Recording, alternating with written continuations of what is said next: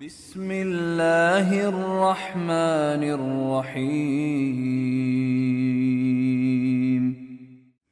إذا السماء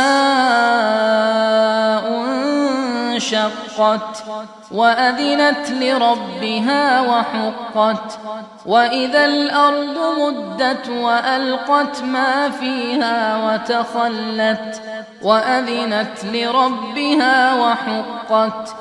يا أيها الإنسان إنك كادح إلى ربك كدحا فملاقيه فأما من أوتي كتابه بيمينه فسوف يحاسب حسابا يسيرا وينقلب إلى أهله مسرورا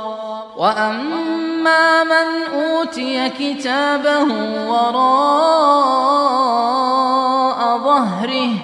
فسوف يدعو ثبورا ويصلى سعيرا إنه كان في أهله مسرورا إنه ظن أن لن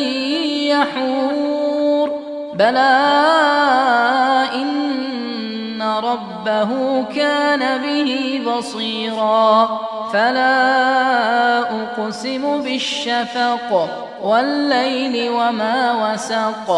والقمر إذا اتسق لتركبن طبقا عن طبق فما لهم لا يؤمنون وإذا قرئ عليهم القرآن لا يسجدون بل الذين كفروا يكذبون والله أعلم بما يوعون فبشرهم بعذاب أليم إلا الذين آمنوا وعملوا الصالحات لهم أجر غير ممنون.